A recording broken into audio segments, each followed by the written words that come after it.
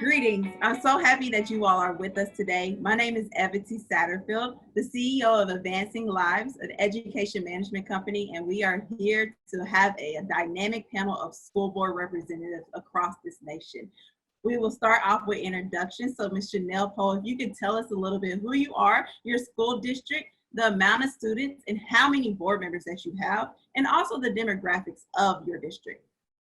Hello, everyone. My name is Chanel Powe. I am an elected governing board president for the Balsz Elementary School District, which is located in Phoenix, Arizona. We have about 2,300 students. Our demographic is about a little bit over 50% Latino, also 21% African American. We have about 4% Native American. 90% of our students are on free and reduced lunch. And I serve on a governing body with 5 board members, including myself. Hello, everyone. My name is Korin Kirk, and I am a school board member from Binghamton, New York, on the Binghamton City School District School Board. We have about 5,000 students. Our population, our demographics kind of look like 43% white, 26% Black, and then other, filled in. Our free and reduced lunch rate is 75%. Well, it's above 75%. And we have 10 buildings. And on our board, there are 7 individuals. So I'm very excited to share with you my experiences, and I hope you learned something today. Hi, my name is Ashley Comans. I am a former school board director in the Wilkinsburg School District, which is located in Wilkinsburg, Pennsylvania. We have a board of 9 members. We are an elementary school system, so we are a small district with only 2 buildings. We have a primary education with pre-K to 1st grade and an intermediate building with our 2nd through 6th grade students.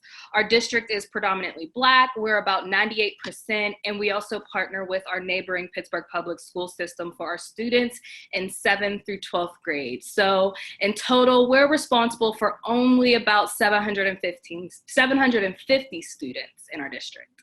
Great, thank you. So as our audience can see, we have a wide range of individuals here from small school districts to large school districts. So you'll have a great perspective as we get into the questions. But before we get to the questions, I want to loosen us up a little bit with a little icebreakers. Everyone has their whiteboards, correct? So I'm going to present you with a question, and I would love for you to answer the question by raising your whiteboard. It's going to be a yes or no or true or false. So whatever you have on your whiteboard, that's what we'll use. So I'll ask these questions and you'll respond with the answer. We're trying to figure out, is this even the school board's responsibility? So the first question that I'm going to ask is, a student comes to you and tells you, we hate the options of lunch and want to stay in the menu. Is that a school board thing, or is that not a school board thing in your particular district? Okay, we got a true and a false. Okay, Ms. Korin, could you kind of tell us briefly why that would not be something in your district? So in my district, we have a lot of administration who really take care of those finer details. So that's not something that we as the school board decide. What we would decide and what we would vote on is maybe contracts and different companies that we're purchasing that food from. Got you, thank you. So we got the gist of the question. The next question is, a student comes to you and says, my teacher's no test correction policy does not seem fair. She should change it. Is that a school board thing or not a school board thing? All right, so we have 2 truths and a false. Ms. Chanel, tell us why in your district that would be something that would happen. I'm listening to everybody and I'm looking like, is that really true? I probably would not get involved, but I would speak to the superintendent and have him handle that, since that is his job, his or her position.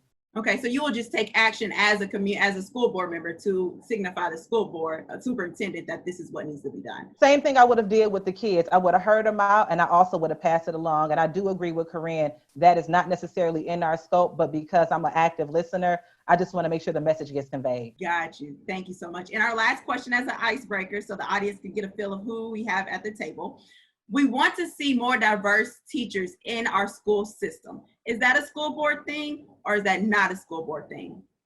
That was quick, Chanel. Okay, true, 100% true. So Miss Ashley, could you tell us why that is a school board thing in your district? For us as a school board, we we are in touch with our students and what it looks like when they go to school every day and the people who are educating them.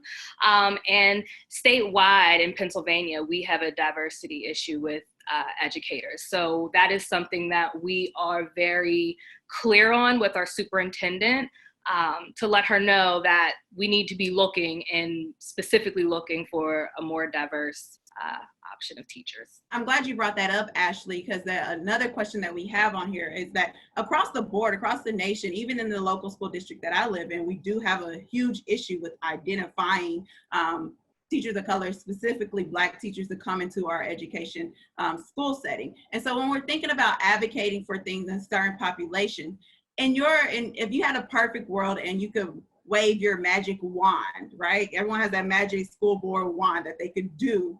If you can gift your principal or even your district with one thing to help them appropriately respond to anti-racism, allyships, or any other type of support that they need, what would be that one gift? Or even if you can gift them with the opportunity to have those diverse teachers, what would be that one thing and one item that you would be able to give if you had that magic school board wand? Well, I don't even know about like the magic school board wand, but just even hiring the appropriate superintendent. I believe that it's really important that we have a superintendent that carries out the vision and mission of the board.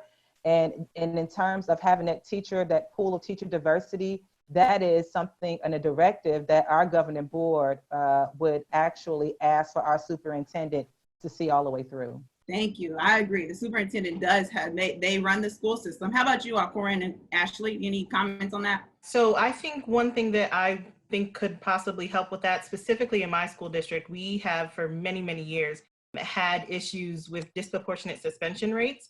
So that lends directly to racism and anti-racism work.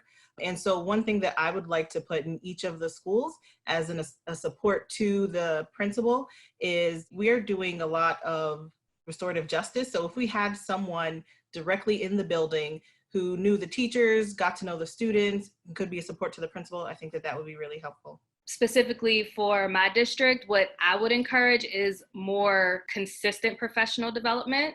I think a lot of times they do things one time as if it's a one-time fix, and the issues that we're seeing can't be fixed in one session or in one day, and it needs to be ongoing.